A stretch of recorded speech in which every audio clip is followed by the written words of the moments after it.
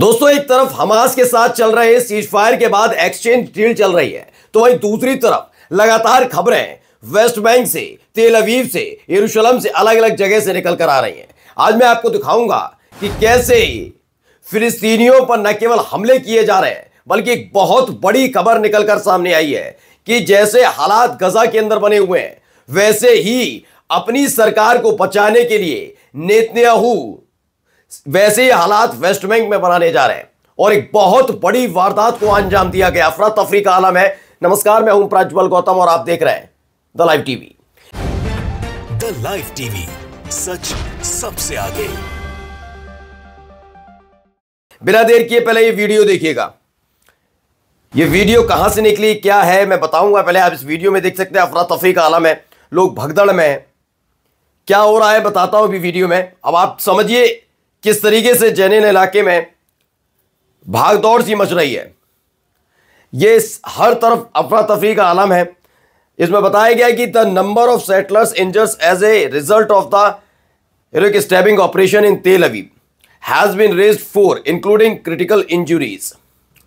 ये निकलकर सामने आ रहा है कि अब आमने सामने की झड़प बड़ी जबरदस्त तरीके से वहां पर शुरू हो चुकी है। लेकिन उसके साथ साथ एक खबर भी मैं दिखाता हूं। पहले देखिए जो खबर है उसमें लिखा है reports of A stabbing and shooting attack in Tel Aviv. तेल अवीव में चाकूबाजी हुई और गोलीबारी की रिपोर्ट की गई है। इसी के साथ साथ तेल अवीव में एक और शासन विरोधी अभियान चला जिसमें 3 इजरायली निवासी घायल हो गए, फिलिस्तीनी की मौत हो गई है। इसमें समझते जाइए, फिलिस्तीनी वहां पर अटैक लगातार आपको पता ही है किस तरीके से वेस्ट बैंक के अंदर किए जा रहे थे, उनके घर मकान फूंके जा रहे थे।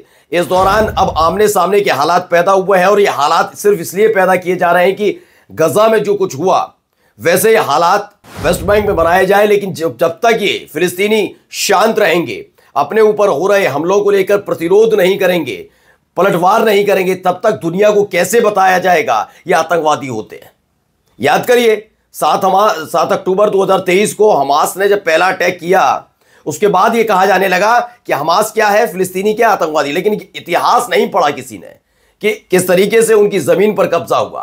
कुछ ऐसा ही वेस्ट बैंक के अंदर किया जा रहा है। पहले उन पर हमले हो रहे हैं, मैंने आपको तस्वीर दिखाई, उनके घर मकान, उनकी गाड़ियां फूंक दी गई। जब उन्होंने प्रतिरोध करना शुरू किया तो उनकी अब गिरफ्तारी भी शुरू की जा रही है। देखिए खबर यह भी निकली कि इजराइल यरूशलेम और वेस्ट बैंक में सभी इजरायलियों को तुरंत क्षेत्र छोड़ने के लिए संदेश भेज रहा है। यह भी कहा गया है कि उत्तरी यरूशलेम और वेस्ट बैंक के अन्य इलाके अस्थायी रूप से बंद रहेंगे। वहीं हमास ने इजराइल के खिलाफ वेस्ट बैंक में लामबंदी का आह्वान किया। यह सब क्यों हुआ? क्योंकि अब हमास भी एक्टिव हो गया। उसने ये देखा कि लगातार उनके लोगों पर निशाना साधा जा रहा है, उनके लोगों पर हमले किए जा रहे हैं, तो उसके बाद वो एक्टिव होता है। और जैसे ही एक्टिव होता है उसके फौरन बाद ही ये तमाम चीजें निकलकर सामने आ रही हैं। चलिए कुछ और वीडियोज और तस्वीरें भी निकलकर सामने आई हैं।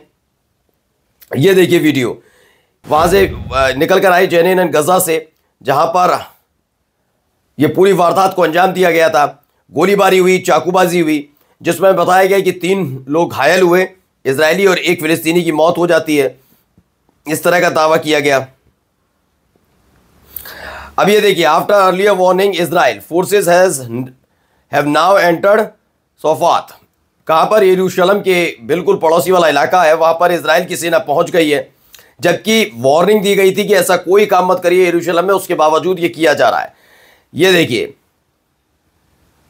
जेनिन वेस्ट बैंक है, वहां पर इजरायली रीइंफोर्समेंट अराइव, यानी कितना वहां पर जेनिन के अंदर क्या कुछ हो रहा है वो मैं तस्वीर आपको दिखा रहा हूं। तो अलग अलग तरीके से परेशान करने का जो काम किया जा रहा था वो लगातार वहां हो रहा है। कई और तस्वीरें निकलकर सामने आई हैं। ये देखिए जब तेल अवीव में ये ऑपरेशन चला गया, एंटी रिजीम ऑपरेशन चला, यानी कि जब सत्ता विरोधी आंदोलन वहां पर शुरू हुआ तेल अवीव के अंदर, उसके बाद की ये तस्वीर निकल कर आई जिसमें फिलिस्तीनी इंजर्ड हो गया एक, और तकरीबन 3 जो इजरायली हैं वो भी घायल हुए हैं। इसमें एक फिलिस्तीनी की मौत हो गई है, एक दावा किया जा रहा है। यानी लगातार हमले हो रहे हैं। अच्छा, एक खबर ये थी, Palestinian killed after injuring 3 Israeli settlers. यानी ये खबर निकलकर सामने आई है कि किस तरह से अब आमने सामने की लड़ाइयां शुरू हो रही हैं। और इन सब के बीच एक और महत्वपूर्ण खबर क्या है? ये देखिए, प्रेस टीवी की खबर है। प्रेस टीवी ने बताया नेतन्याहू ने पूरी तरह से एश्योर किया है स्मोट्रिच को कि वो इस्तीफा ना दें और अगर वो इस्तीफा नहीं देते तो वेस्ट बैंक में लगातार अटैक जारी रहेंगे। ये प्रेस टीवी का दावा है। प्रेस टीवी का दावा है कि ये खबर निकल कर आई है इजराइल से, क्योंकि आपको याद होगा पहले बेन गुवेर ने इस्तीफा दे दिया था जब हमास के साथ सीज फायर हुआ था। उसके बाद जो वहां के वित्त मंत्री हैं स्मोट्रिच, वो भी लगातार कह रहे थे कि वो सरकार गिरा देंगे और किसी भी कीमत पर बेंजामिन नेतन्याहू ऐसे हालात में प्रधानमंत्री पद नहीं छोड़ना चाहते। इसीलिए वो क्या कर रहे हैं, अब हाथ पैर मारने पर तुल गए। पहले बेन गुवेर गए तो उनको लगा कोई फर्क नहीं पड़ेगा, पूरा आंकड़ा है, सरकार बनी रहेगी, लेकिन स्मोट्रिच के साथ छोड़ने से उनकी सरकार लड़खड़ा सकती है।